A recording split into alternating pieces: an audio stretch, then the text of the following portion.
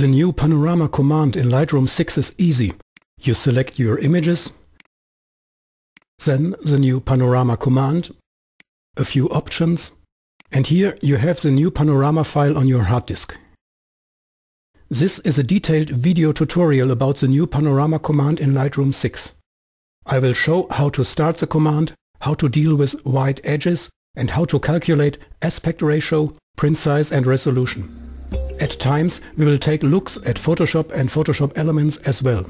My name is Heiko Neumeyer.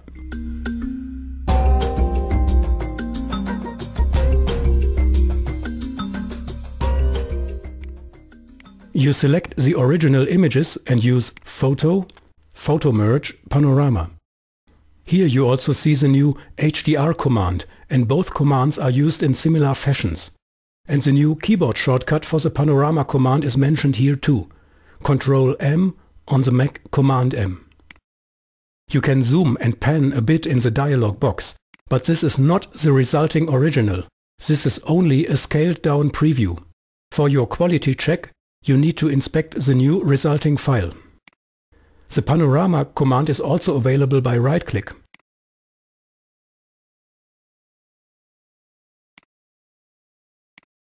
That works as well in the film strip. Here I stacked a Panorama series. This thumbnail gives access to 5 single files. Now I have unstacked them, and now they are stacked again. It's okay to select just a stack. Now you get the Panorama command from the menu or after a right click.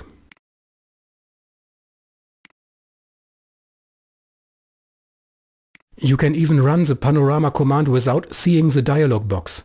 The command starts immediately using your latest settings. So I select the images. Now I press and hold Shift, and while Shift is pressed, I select the Panorama command.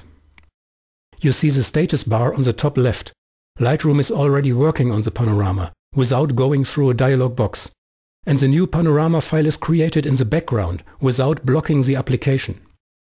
You can right now start working on something else. And now in Lightroom 6 you can also open this status information. Here you can start, pause and stop all tasks, including the new face detection here.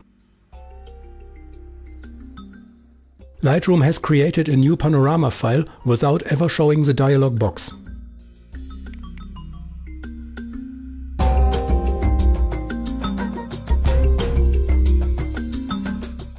These symbols reveal it.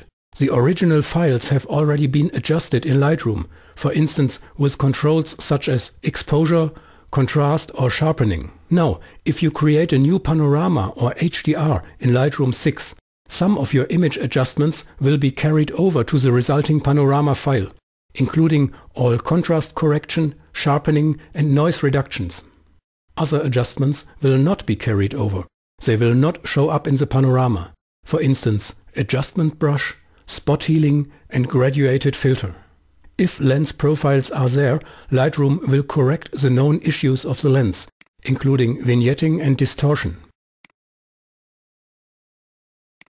In this image, however, Lightroom can't find a lens profile, so we get this message.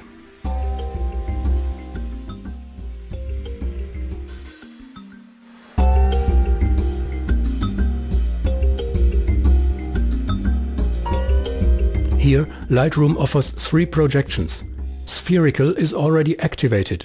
Then you get cylindrical and perspective. You can also let Lightroom decide on the projection here on top. In this case, Lightroom decides to use spherical projections, but always try different projections if you don't like the first result. We've already seen these 3 projections for a long time in Photoshop and Photoshop Elements. Here we compare projections from Lightroom with those available in Photoshop and Photoshop Elements. These last 2 applications offer the same styles as Lightroom: perspective, cylindrical and spherical.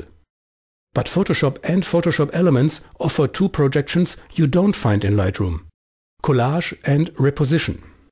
You also see that Lightroom offers a preview right in the dialog box. There is no preview with Photoshop and Photoshop Elements. The resulting panoramas look like that in Lightroom, Photoshop and Photoshop Elements. And here are additional projections only available in Photoshop and Photoshop Elements.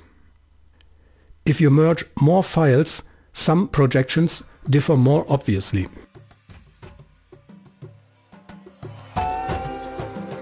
Lightroom creates mostly great panoramas. Contours and brightness levels spread seamlessly across the whole image.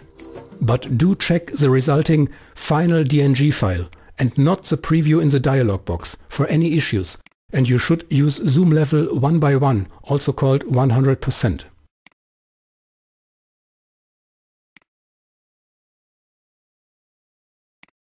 In this panorama, tourists walk just where two segments of the panorama overlap. Lightroom stitched the images so that the tourists remain visible. You can't hide them now by stacking them under a neighboring layer. Lightroom's panorama file consists of only one full canvas layer with all original files baked together. But do the same task in Photoshop. Again, we merge the panorama with the same projection spherical, and Photoshop creates an empty beach without the people. Here in Photoshop, the resulting panorama consists of masked layers, as seen in the layer panel to the right. So you can still search for the beach walkers, and they hide out here in the masked area of layer A3. We can still blend the pedestrians into the final panorama, for instance like that. I select them, I copy the merged layers, I activate the top layer, I paste the tourists and smooth the edges.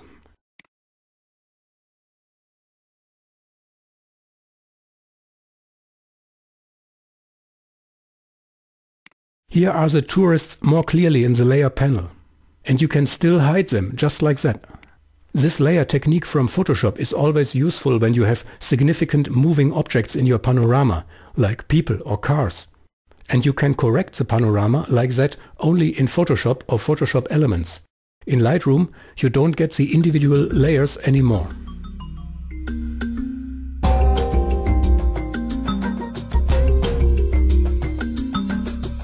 Here we are back at our panorama result in Lightroom. I press J to see the file names, and as you can see, Lightroom created a new DNG file. You can adjust it here in the Develop module with contrast correction, cropping, sharpening, retouching. The new DNG files need quite some disk space. As Lightroom does not tell me the file size in megabytes, I display my test folder here in Bridge. Our panorama image is 25 megabytes large. On a side note, Bridge has commands that automatically stack and even merge series of panorama or HDR shots here and here. Lightroom 6 doesn't offer comparable commands. In Lightroom 6 you might want to see all DNG panorama files at a glance, perhaps to delete them after some experimenting. So you search for Pano as part of the file name. Here on top you click Text, then File Name, then you type Pano. Thus, you only see newly created panorama files. Of course, this works best if the original files are not called Pano as well.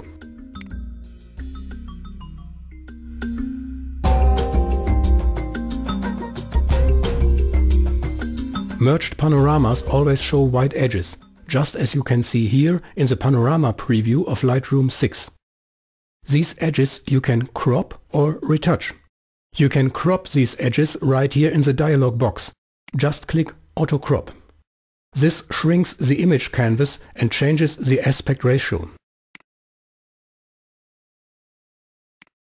This is the panorama result with auto-cropped edges.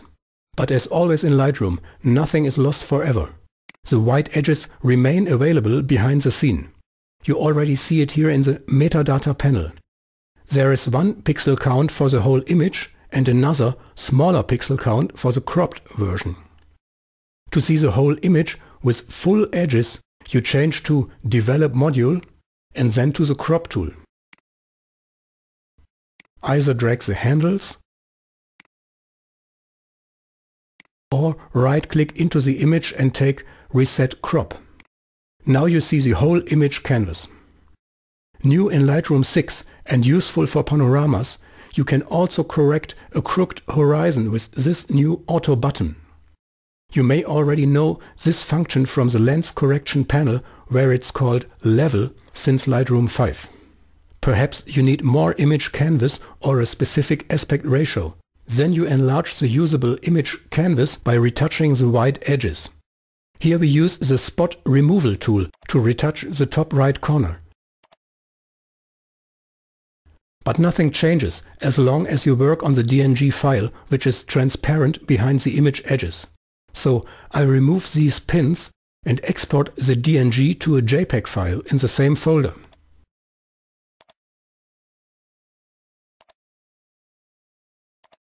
To actually see my new JPEG, I need two steps. Open the preferences and use this option. And synchronize the folder again.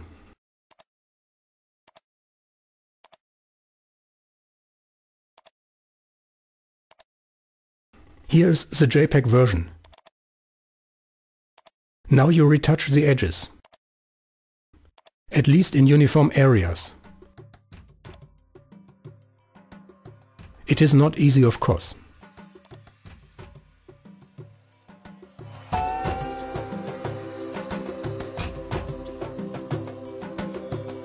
Better than in Lightroom, you can retouch white edges in Photoshop or Photoshop Elements. Here's our test folder seen in Bridge, and this is our new Panorama file. A double click sends the file to Camera Raw and into the main Photoshop workspace. The transparent edges are actually helpful here. Let me show you just one useful retouching procedure that works well in Photoshop and in Photoshop Elements 13. I select the outline of my panorama. I invert the selection so that only the empty edges outside are selected.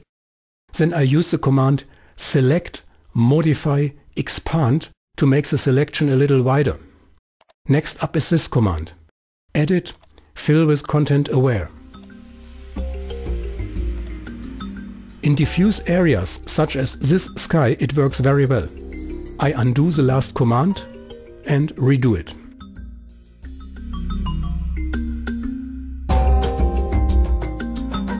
How large can I print my panorama and at which DPI resolution? I'd also like to know the aspect ratio, because print services often sort their print sizes by aspect ratio, as in this website, 2:1, 3:1, up until 6:1. Lightroom's information is limited. Here to the right there is the metadata panel with the pixel count. This information allows you to calculate aspect ratio and combinations of print sizes and resolutions. The crop tool offers various aspect ratios for experimenting, including your own ratios. The print module might give some clue about resolution and print sizes. But if you want to see the hard numbers fast, you need Photoshop or Photoshop Elements. So now I send my panorama over to Photoshop. And here you gather all your intelligence with the command image size. First, importantly, you turn off resample. What is the aspect ratio of my active panorama? Type 1 into the height field. You see, the current panorama is almost exactly 3:1. I want to print 36 inches wide. Which DPI resolution do I get? Is it still best quality? Type 36 into the width field. And printing that wide, you will get a nice resolution of 285 DPI. But they had a special offer for 60 inches prints. So let's check. Printing 60 inches wide, the resolution will drop to 171 DPI. Let's see how wide we can print at 200 DPI. So I type 200 into the resolution field. And at 200 DPI I could print 51 inches wide. So the image size command quickly tells you what's possible print-wise. And this was just for information.